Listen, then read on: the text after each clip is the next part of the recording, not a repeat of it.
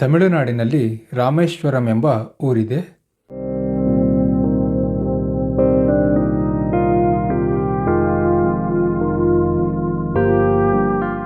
ಅದು ನಮ್ಮ ದೇಶದ ರಾಷ್ಟ್ರಪತಿಯಾಗಿದ್ದ ಅಬ್ದುಲ್ ಕಲಾಂ ಅವರು ಜನಿಸಿದ ಊರು.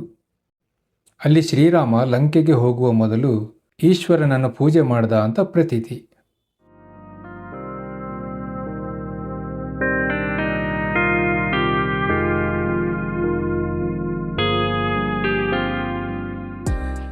ಅಂದ ಹಾಗೆ ಈ ಊರಿನ ಹೆಸರು 2 ಶಬ್ದಗಳಿಂದ ಆಗಿದೆ. ರಾಮ ಎಂಬ ಒಂದು ಶಬ್ದ, ಈಶ್ವರಂ ಎಂಬ ಇನ್ನೊಂದು ಶಬ್ದ. ಎರಡೂ ಶಬ್ದಗಳು ಸೇರಿ ರಾಮೇಶ್ವರಂ ಅಂತ ಆಗಿದೆ. ರಾಮ ಎಂಬ ಶಬ್ದದ ಕಡೆಯ ಅಕ್ಷರ ಆ, ಈಶ್ವರ ಎಂಬ ಶಬ್ದದ ಮೊದಲ ಅಕ್ಷರ ಇ, ಇವೆರಡೂ ಸೇರಿ ಎ ಅಂತ ಆಗಿದೆ.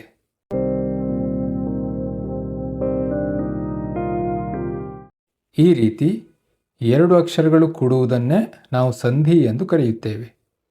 ಇದನ್ನೇ ಬೇರೆ ಮಾತಿನಲ್ಲಿ ನಾವು ಹೇಳೋದಾದರೆ, ಸಂಧಿ ಅಂದರೆ 2 ಅಕ್ಷರಗಳು ಪರಸ್ಪರ ಯಾವ ಕಾಲ ವಿಳಂಬವೂ ಇಲ್ಲದೆ ಸೇರುವುದು ಎಂದು ಅರ್ಥ.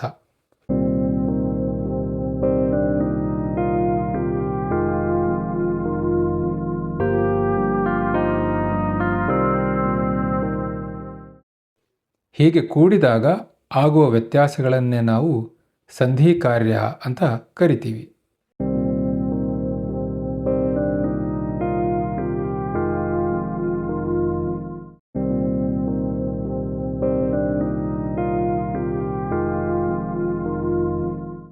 ನಾವು ಮಾತಾಡಬೇಕಾದ್ರೆ ಕೆಲವು ಶಬ್ದಗಳನ್ನು ಬಿಡಿಬಿಡಿಯಾಗಿ ಹೇಳೋದಿಲ್ಲ.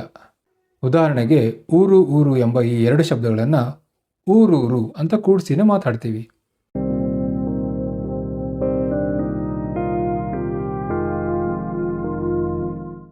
ಅವನು ಅಲ್ಲಿ ಅಂತ ಹೇಳೋದಿಲ್ಲ, ಅವನಲ್ಲಿ ಅಂತ ಹೇಳ್ತೀವಿ.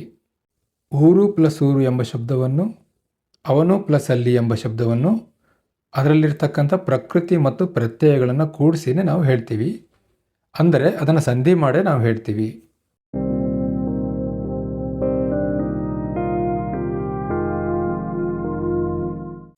ಒಮ್ಮೊಮ್ಮೆ ಶಬ್ದಗಳನ್ನು ಬಿಡಿಸಿ ಹೇಳಿದರೂ ಕೂಡ ಪ್ರಕೃತಿ ಮತ್ತು ಪ್ರತ್ಯಯಗಳನ್ನು ಸಂಧಿ ಮಾಡಿನೇ ನಾವು ಹೇಳಬೇಕಾಗುತ್ತೆ.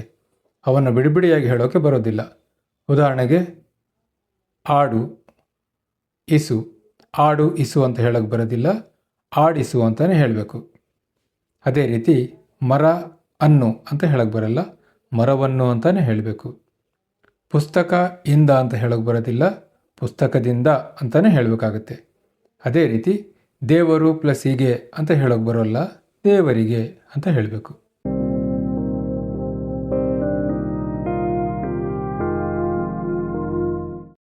ಈ ಸಂಧಿ ಕಾರ್ಯ ಇದೆಯಲ್ಲ, ಅದು 2 ರೀತಿಯಲ್ಲಿ ನಡೆಯುತ್ತೆ.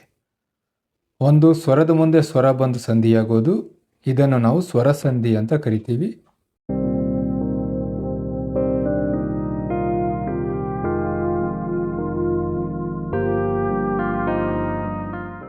ಎರಡು, ಸ್ವರದ ಮುಂದೆ ವ್ಯಂಜನ ಅಥವಾ ವ್ಯಂಜನದ ಮುಂದೆ ವ್ಯಂಜನ ಬಂದು ಸಂಧಿಯಾಗೋದು, ಇದನ್ನು ನಾವು ವ್ಯಂಜನ ಸಂಧಿ ಎಂದು ಕರೀತೀವಿ.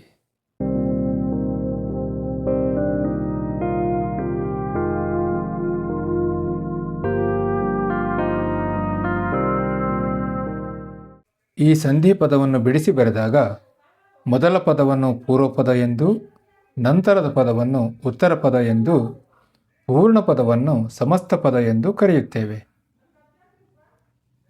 ಉದಾಹರಣೆಗೆ ಗಾಳಿ ಪೂರ್ವಪದ, ಅಲ್ಲಿ ಉತ್ತರ ಪದ, ಗಾಳಿಯಲ್ಲಿ ಸಮಸ್ತ ಪದ.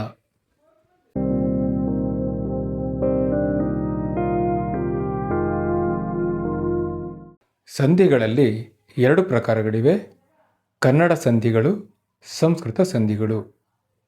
ಈ ಕನ್ನಡ ಸಂಧಿಗಳಲ್ಲಿ ಕನ್ನಡ ಸ್ವರ ಸಂಧಿ, ಕನ್ನಡ ವ್ಯಂಜನ ಸಂಧಿ ಅಂತ 2 ಪ್ರಕಾರಗಳಿವೆ.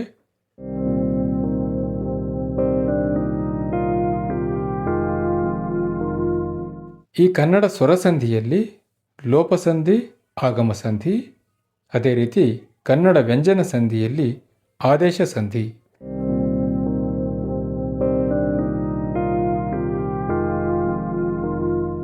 ಸಂಸ್ಕೃತ ಸಂಧಿಗಳಲ್ಲೂ ಸಹ 2 ಪ್ರಕಾರಗಳಿವೆ: ಸ್ವರ ಸಂಧಿಗಳು, ವ್ಯಂಜನ ಸಂಧಿಗಳು.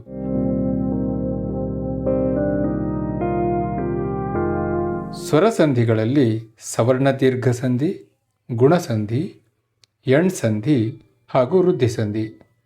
ಅದೇ ರೀತಿ ವ್ಯಂಜನ ಸಂಧಿಗಳಲ್ಲಿ ಮುಖ್ಯವಾಗಿ ಜಸ್ತ್ವ ಸಂಧಿ, ಶ್ಚುತ್ವ ಸಂಧಿ, ಅನುನಾಸಿಕ ಸಂಧಿ.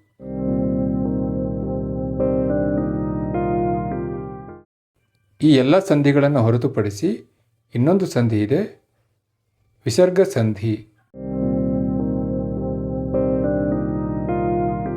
ಈ ಎಲ್ಲ ಸಂಧಿಗಳ ಬಗ್ಗೆ ಮುಂದಿನ ವಿಡಿಯೋಗಳಲ್ಲಿ ನಾವು ನೋಡ್ತಾ ಕಲಿತಾ ಹೋಗೋಣ. ಧನ್ಯವಾದಗಳು.